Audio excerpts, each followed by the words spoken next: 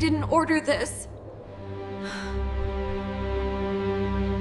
Emily Carson stood in the middle of the church hallway, holding a cup of coffee that wasn't hers, staring at her own name written on it in messy black marker. But she hadn't ordered anything, and she hadn't told anyone she would be here. Her hands trembled, because the handwriting looked exactly like her mother's, even though her mother had been dead for 3 years. Emily hadn't meant to come to church that morning.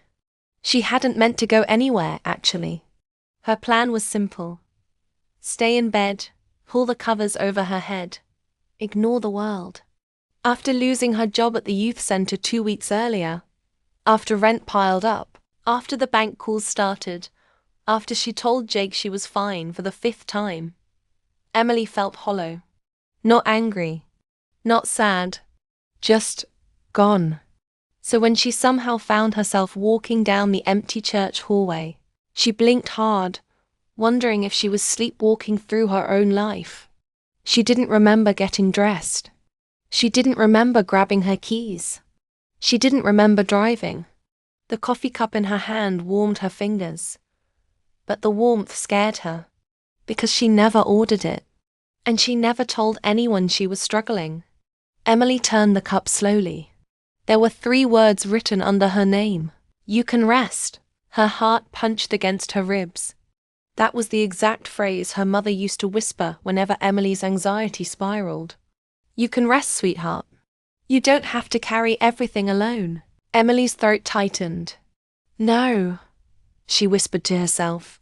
Someone's messing with me. Her breath fogged the air as she stepped into the sanctuary. It was empty. Wooden pews, soft light cutting through stained glass windows, and the faint scent of old hymn books. She sat, clutching the cup. I'm losing it, she said. I'm actually losing my mind. But then, footsteps. Slow, steady, familiar. Pastor Miller stepped into the light, white hair glowing in the morning sun. Emily, he said gently. You're here early. She opened her mouth, but nothing came out. Instead, she held up the cup. He frowned. I didn't give you that. I didn't order it, and I didn't tell anyone I was coming. Pastor Miller studied the cup, then her face. You've been under a lot of pressure, he said softly. When people reach their limit, sometimes little things feel. It's not little, she cut in, voice cracking. It looks like my mom's handwriting. Pastor Miller paused. And then, very quietly, he said something Emily wasn't prepared for. Your mom used to leave cups like this for you, didn't she? Emily froze. She never told him that. Not once. How do you know that? She whispered. But he didn't answer. At least not right away. Pastor Miller finally sighed, lowering himself onto the pew beside her. Emily, did Jake ever tell you what your mom asked me to do before she passed? Her stomach tightened. No. What do you mean? The pastor looked at the coffee cup again, long, emotional silence hanging between them. She asked me, he said slowly, to remind you in any way I could that you are stronger than your bad days, that you can rest, that you are loved. Emily's breath left her body in a shudder. But she died 3 years ago, she whispered. Why now? Why today? Pastor Miller's voice softened even more. Because Jake told me what happened at your job, he admitted. He told me you've been shutting down. He asked me to check on you, but when I came out to look for you 10 minutes ago, you weren't here. He gestured around the room. No car in the lot. No door opening. You weren't here. Emily swallowed hard. Her vision blurred. But I'm here now. Pastor Miller nodded. Yes, and that's what matters. He hesitated. But Emily, there's something else. Her pulse raced. What? He pointed at the cup. I didn't write that message. Jake didn't. No one here did. I checked the lost and found, the kitchen, everything. No one brought coffee into the church today. Her fingers tightened around the cup. So how did it get here? The pastor looked at her with an expression that landed somewhere between fear and faith.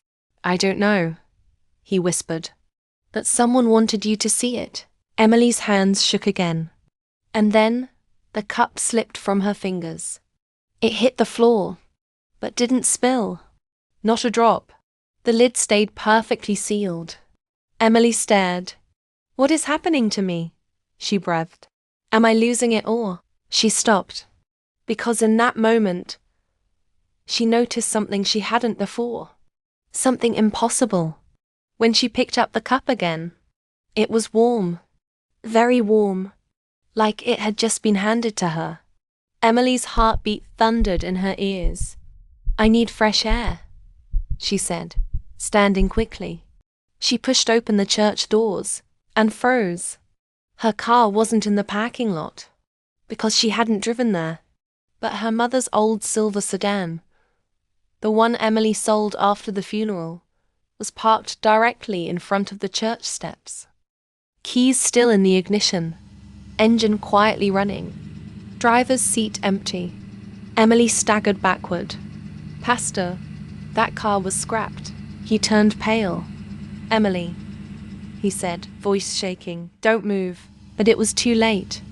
The car's radio turned on by itself. Soft static. Then a voice. A familiar voice. Her mother's. Emily, honey. Come home. Emily gasped, hand covering her mouth. The pastor grabbed her arm. Emily, don't go near that car. But Emily was already stepping forward, drawn by something she couldn't understand. Something she remembered, and something she feared. The engine revved. The driver's door slowly swung open. Waiting. Inviting. Emily whispered, Mum? What do you think is going on? Is someone trying to send Emily a message? Or is something supernatural happening?